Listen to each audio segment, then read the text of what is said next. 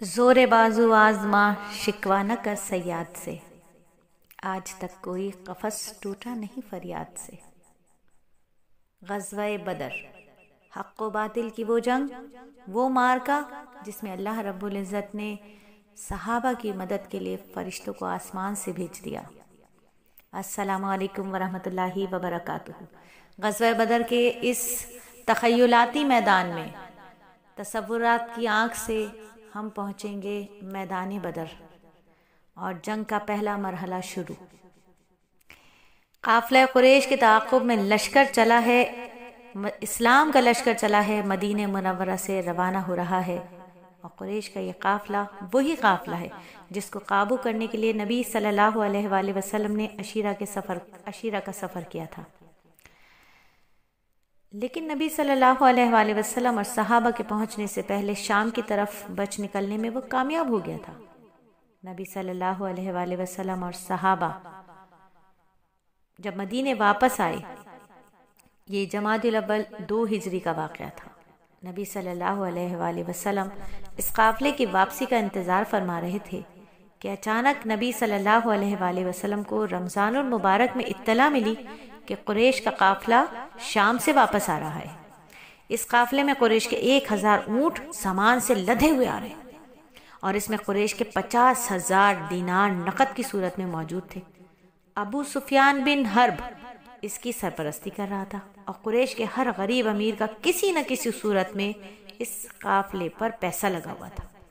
ہر گھر قافلے کی واپسی کا شدت سے انتظار کر رہا تھا۔ سردار دو جہاں صلی اللہ علیہ وآلہ وسلم نے اس قافلے کو پکڑنے کے لیے مدینہ منورہ میں صحابہ کے سامنے عام اعلان فرما دیا اور حکم دیا کہ جس کے پاس سواری حاضر ہو وہ فوراً نکل جائے، قریش کا قافلہ آ رہا ہے، ممکن ہے اللہ تعالیٰ مال سے لدا ہوا قافلہ بطور مال غنیمت تمہیں عطا فرما دے۔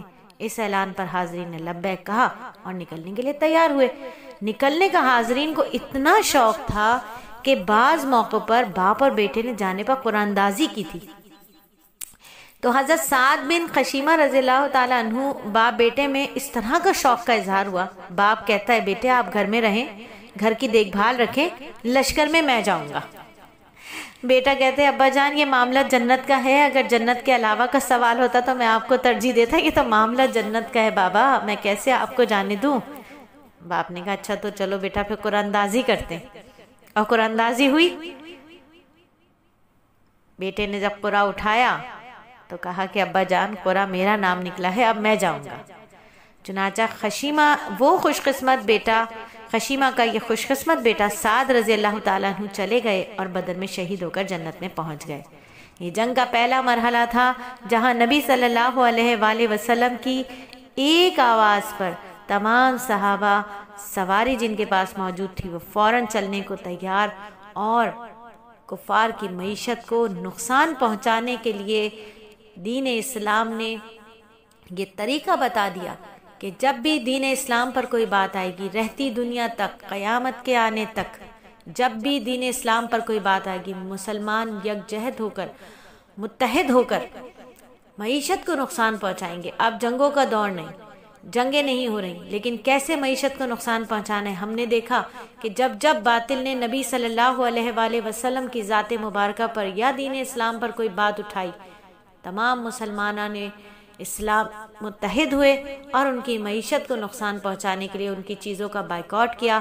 اور انشاءاللہ تعالی ہم میں سے اگر کسی نے غلطی کی تھی کہ ان کی چیزوں کا بائیکاٹ نہیں کیا تھا یا ابھی بھی ان کے پروڈکٹ کو خریدتے ہیں، تو یہ ایک مجاہدہ ہونے کا، ایک دین اسلام کی بیٹی ہونے کا، ایک امتی ہونے کا، آپ کا بینگا بیٹی بینگا امتی ایک پہلا فرض ہے کہ آپ سب سے پہلے کفار کی خاص طور پر ان کفار ممالک کے جو دین اسلام کے خلاف کھڑے ہوتے ہیں، جو نبی کی ذات کے خلاف کھڑے ہوتے ہیں، ان کی پروڈکٹ منگانا آپ لوگوں کے لیے ایسا ہو جائے کہ حرام ہے، بالکل نہیں منگوائیں گے۔ ان کی معیشت کو نقصان ایسے ہی پہنچائیں گے، اپنے نبی سے محبت کا تعلق ایسے ہی نبھائیں گے کہ کسی بھی باطل ملک کی کوئی بھی چیز استعمال نہیں کریں گے۔